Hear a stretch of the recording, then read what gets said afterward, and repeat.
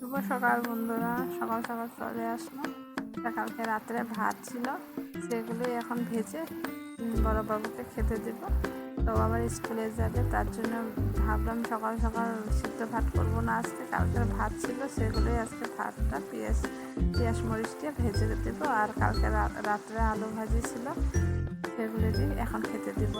আর আজকে এই ভাত ভাজিটা টিফিনে দিয়ে দিব।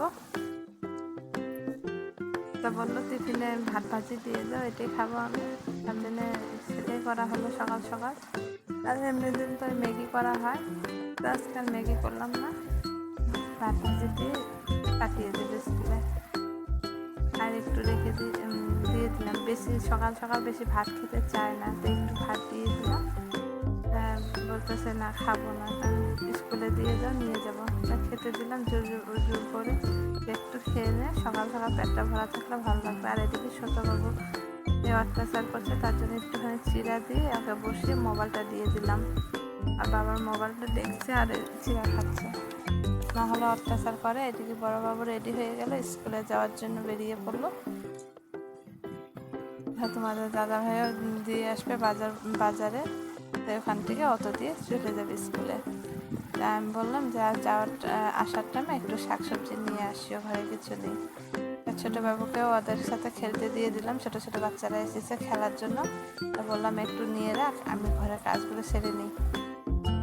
ওদের সাথেও খেলা করছে, আমি এদিকে ঘরের কাজগুলো ঘর ঝাড়ু দেওয়া, বিছানা গোছানো এগুলো সেরে নিই। পেট কাপড়টা ময়লা হয়ে গেছে, আজকে ধুতে চেয়েছিলাম, কিন্তু আজকে আকাশটা একদম ভালো না। সকাল থেকে বৃষ্টি হচ্ছে, সারাদিনই মনে হয় আজকে বৃষ্টি হবেই। আকাশের অবস্থা খুব খারাপ। কালকেও বৃষ্টি হয়েছিল, আজকেও বৃষ্টি হচ্ছে সকাল থেকেই। তা রৌদ্র উঠবে কি না উঠবে কোনো ঠিক নেই। তা আবার ধুয়ে দিলে আবার ভিজা কাপড় মেলানোর জায়গাও নেই আমার। দেখো না, ছোটো একটা বারিন্দা, আর উঠানো নেই আমার। আর এই কতগুলো বাসন জমা করে রেখে দিয়েছি, সকালে যে চা খাওয়া বাসন ওরা খেয়ে গেল বড়োবাবু, এগুলো বাসন টাসন সব বের করে রেখে দিয়েছি।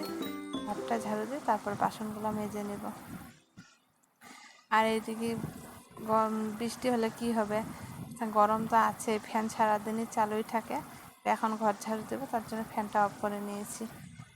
আর এই যে যখন ফ্যান চালু করা হয়, তখন এই ময়লাগুলো সব এই মানে হাতের নিচে জমে থাকে, তার জন্য ভালো করে ঝেড়ে নিলাম।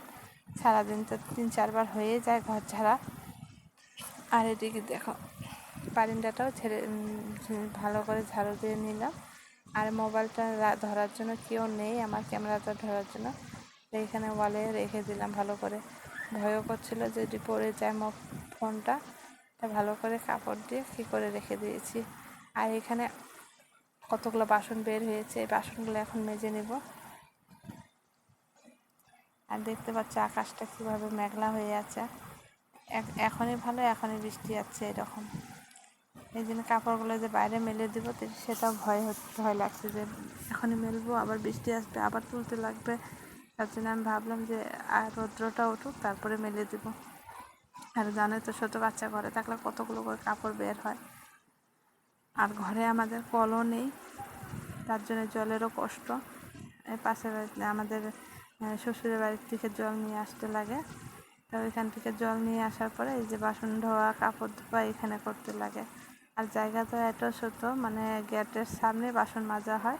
তোমাদের দাদা ভাইও চলে আসলো সবজি নিয়ে, তা বলছে খিদে পেয়েছে, তাড়াতাড়ি করো, খেতে দাও কিছু। তা বললাম ভাত ভাজি সকালে করেছি, সেটাই আছে এখন এটাই খেয়ে নাও, তারপরে রান্না বসাবো।